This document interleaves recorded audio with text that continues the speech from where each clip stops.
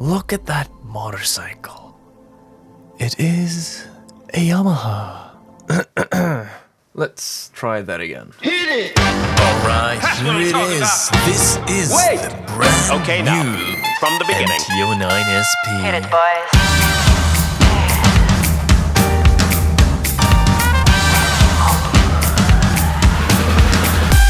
Alright, so here it is, the 2021 Yamaha MT-09SP.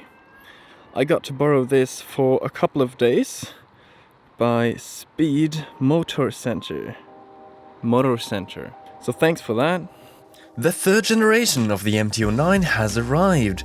New design, new everything really.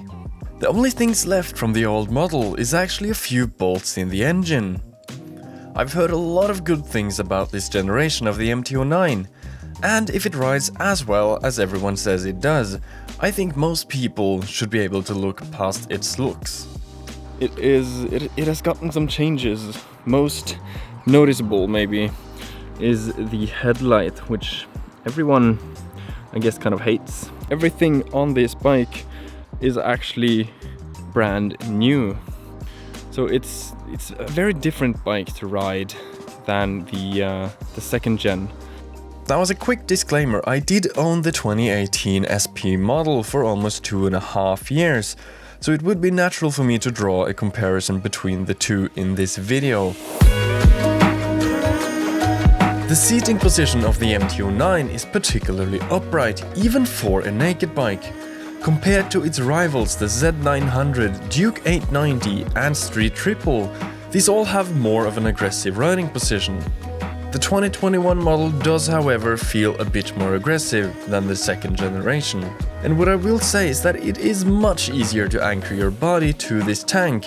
A pleasant and somewhat unexpected surprise though, is that the 2021 model has the ability to raise the foot pegs with two bolts located in the frame using the stock rear sets. Now I rode in the lower settings, but would probably raise these if this was my personal bike.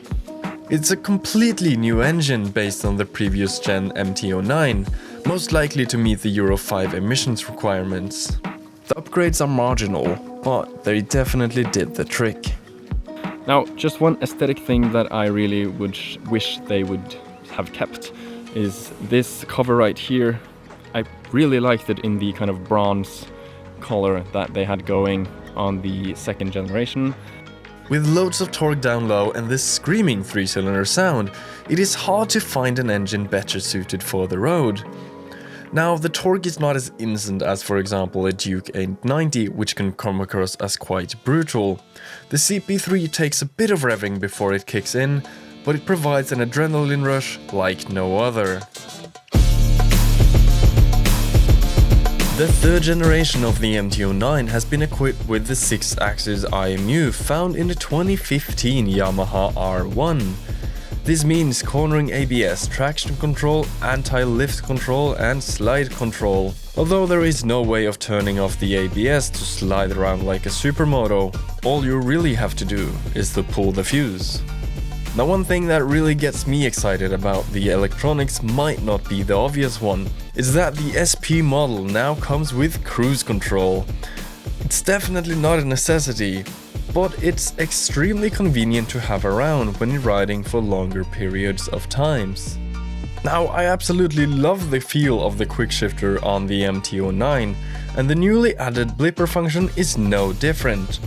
What I like the most is how versatile the shifter is. And I know, you're probably not supposed to use it in everyday situations, but I just couldn't help myself. And to be fair, on a naked, everyday, can be used for everything bike like the MT-09, it would be a real shame if the quick shifter was absolutely unusable in the lower RPM range. The MT-09 is so much fun on the road. Flicking it back and forth requires little effort, and it definitely feels a lot more confident in the corners compared to the second generation.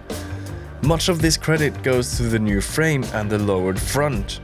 This results in more weight on the front end, and I'd say this is a vast improvement, but I don't want you to think the MT-09 has sports bike-like handling. And of course with the SP model you do get the Öhlins rear shock and the KYB upgraded front forks. The MT-09's brake setup in the front is, well, in my experience, nothing to write home about. They definitely stop the bike, but you don't have that kind of feel that you would want on this bike if you were taking it to track days and stuff like that. Now, I'll give Yamaha one thing. The mirrors that they use on the MT models, I mean, they look kind of hideous if you look at them from the front. Just look at that. It's like, yeah, they look hideous, but if you haven't tested a Yamaha with these mirrors, best stock mirrors I have ever tried.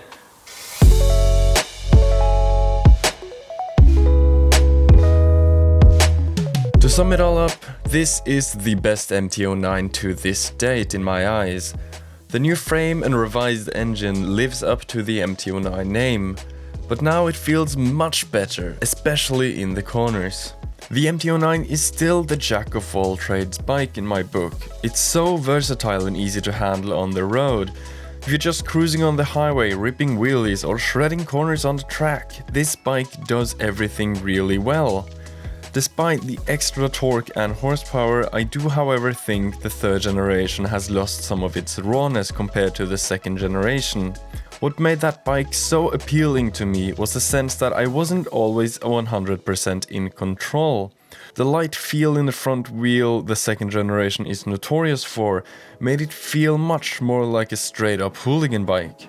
I do however feel like Yamaha has moved this third generation in the right direction.